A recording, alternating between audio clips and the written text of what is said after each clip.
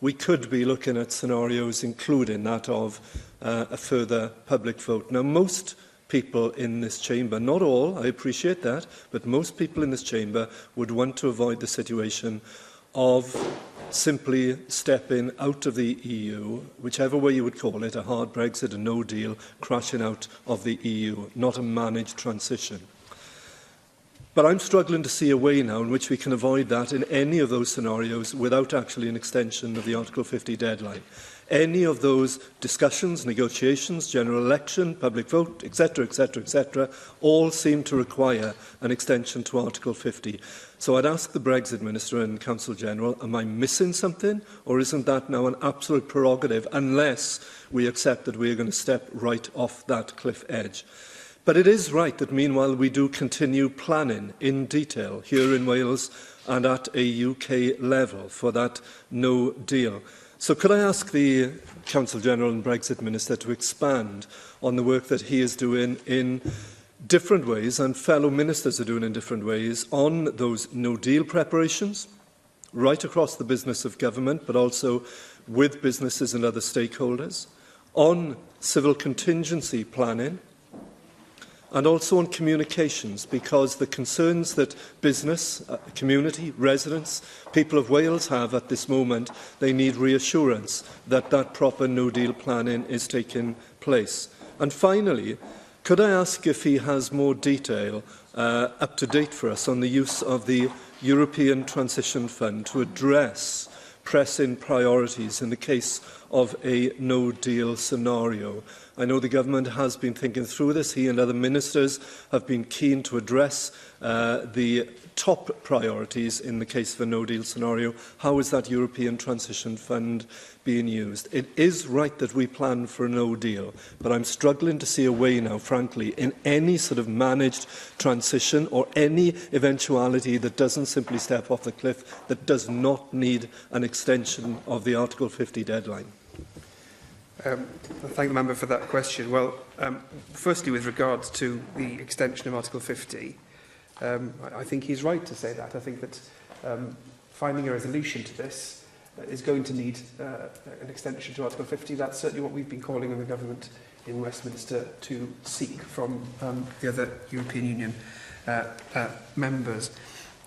In relation to the work of preparation, he's absolutely right to identify this as a cross-government responsibility. There isn't really a part of government which this doesn't touch, and all members of the government are responsible for ensuring that we are looking at the various consequences of different scenarios and preparing as best we can for those. Preparedness work comes in 4 strands, I think, if I can summarise it in this way. Firstly, the sorts of work where, as I mentioned in my statement, the UK government is leading on aspects of it because the levers are in their control, for example. So, but we have a strong interest in some of those areas, and therefore we're participating with them. Supplies of medicines and so on would be an example of that.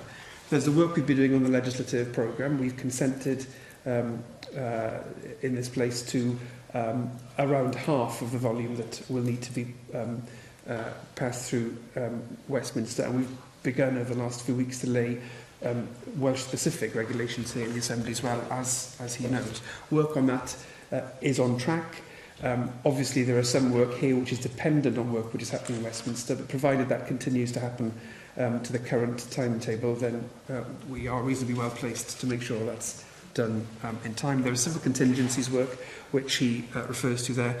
Those are very established structures, as he will know, and they engage the UK government and all devolved administrations and local government and other partners as well.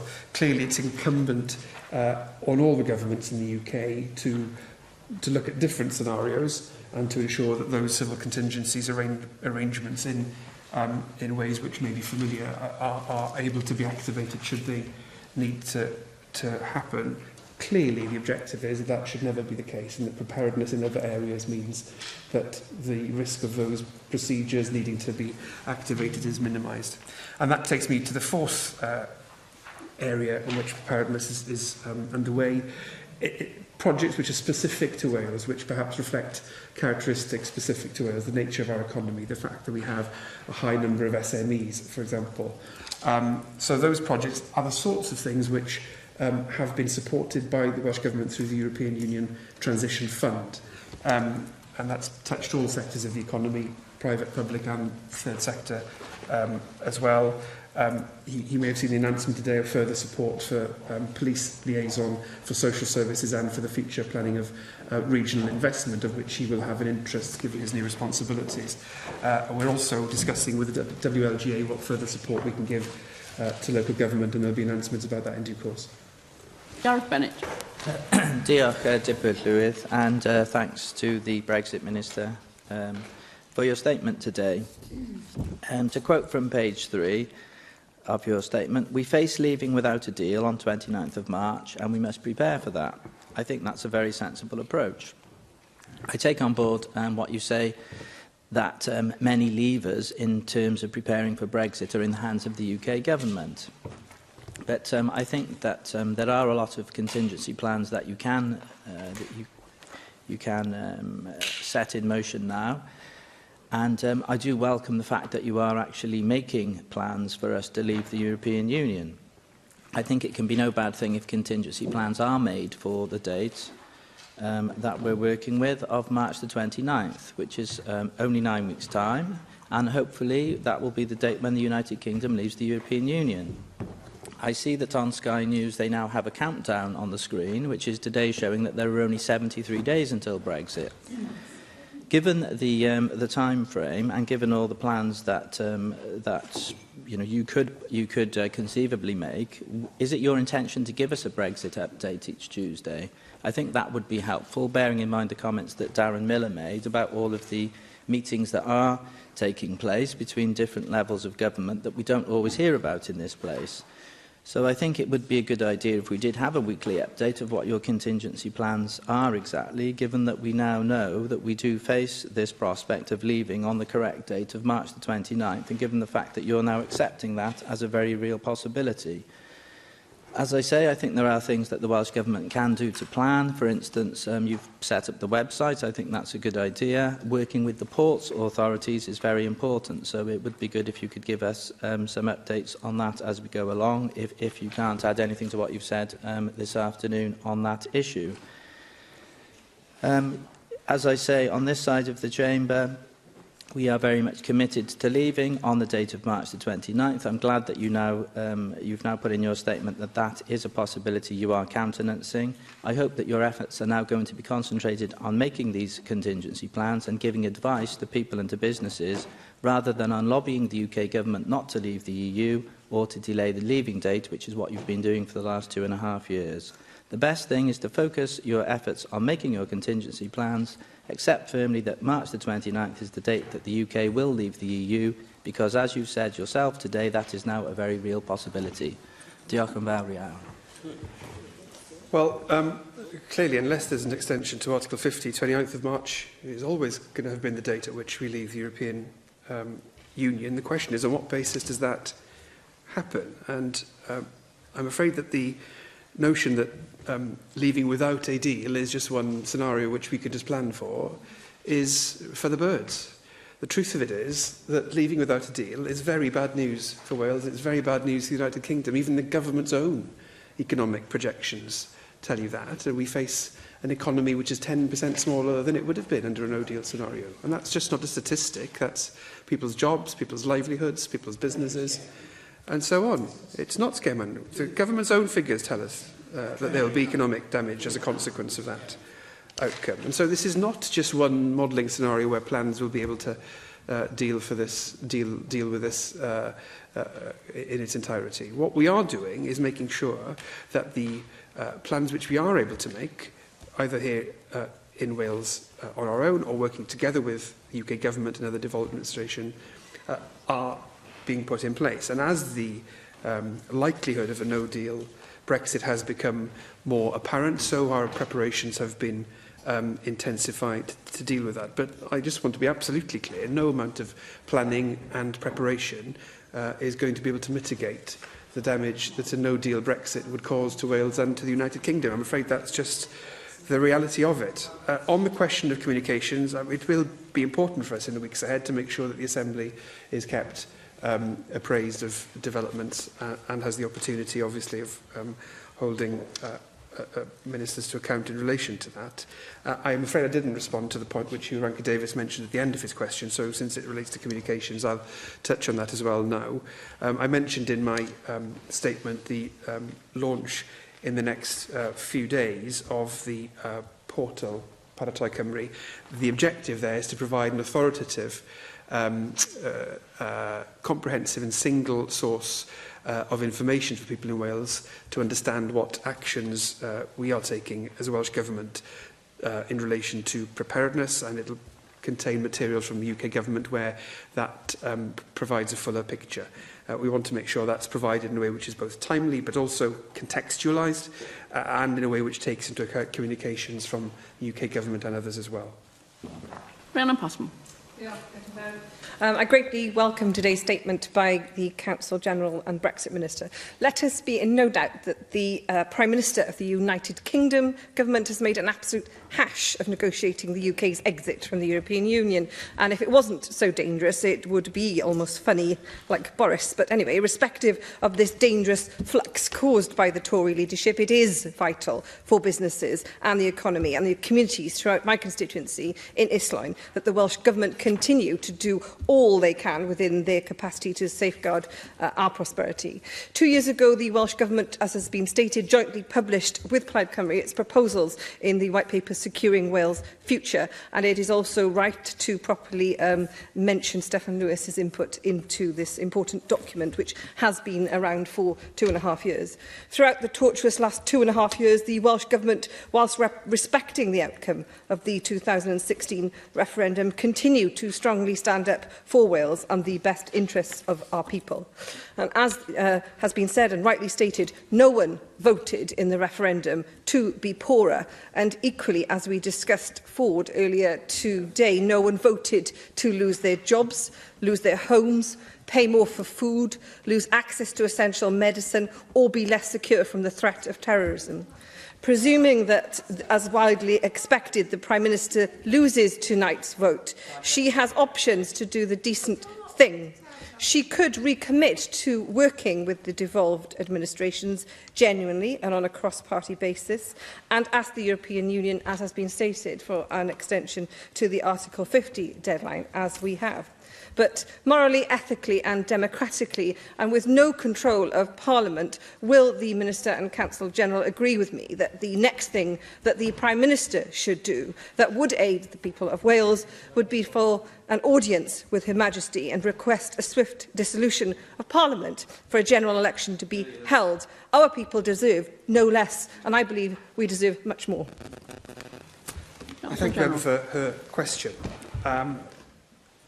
The notion that a government which is unable to take through the House of Commons its policy on the defining issue of the day should not seek a dissolution of Parliament would be very novel in our Constitution.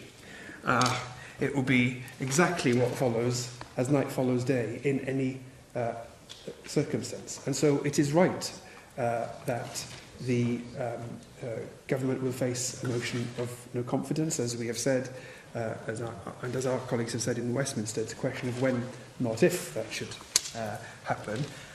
And we have said that even at this late point in time, it is possible for the Prime Minister, should she choose to seek a different kind of deal with the European Union for Brexit, one which reflects much closer relationship with the single market and the customs union, continued commitments of funding, a fair migration policy which works for the whole of the UK, not the principles which are which are set out in the immigration white paper, which fundamentally do not work for public services, private sector here in Wales or across the UK, and a commitment to secure the rights of people on a progressive basis and keeping pace with developments across Europe, not simply frozen as they are today. It is still open to seek that sort of deal from the European Union.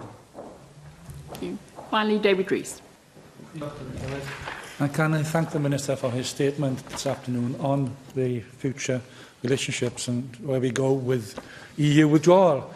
I've heard voices across the Chamber this afternoon trying to indicate that this Prime Minister has done a wonderful deal Well, the reality is she hasn't.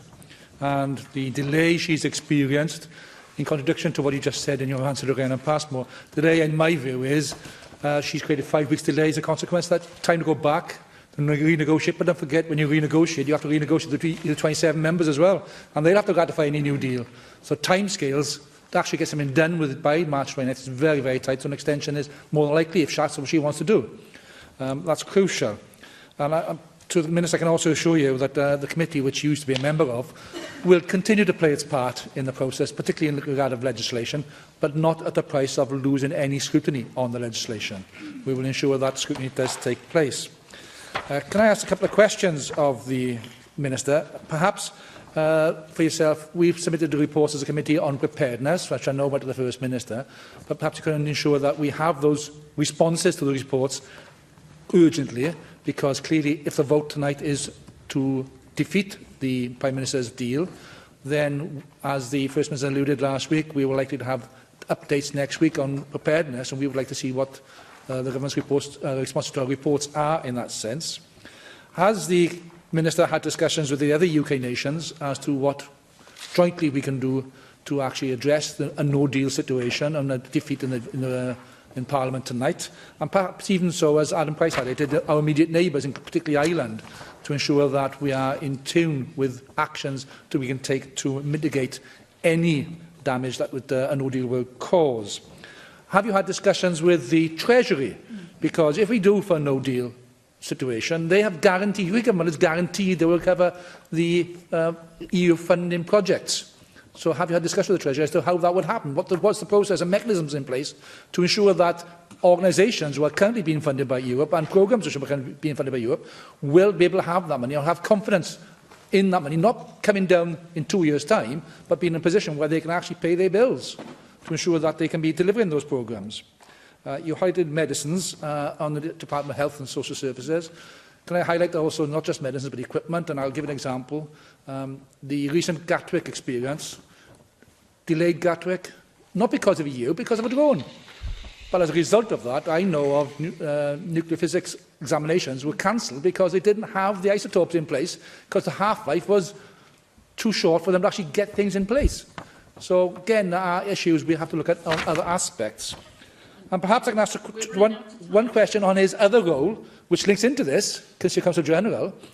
The Tusk and Juncker letter yesterday, which was displayed and produced by Theresa May in her statement, and she indicated the legality aspects of that. Have you done an analysis on the legal aspects of that and what its legal position is in relation to the assurances that were given in that letter, and would those affect Wales? Council General. Thank you. On that last point, I am reflecting on the legal context of that discussion. Can I firstly say, in relation to the reports which the committee which he chairs have produced on a range of preparedness issues, in particular towards the latter part of next year, I found very beneficial. And I know that colleagues in government are considering them with a view to issuing, obviously, the responses on behalf of the government. He asked about discussions with ministers in the UK government about no-deal preparedness. Yes, those conversations are ongoing. As I said, in some areas that the information has been flowing perhaps more freely than in other areas.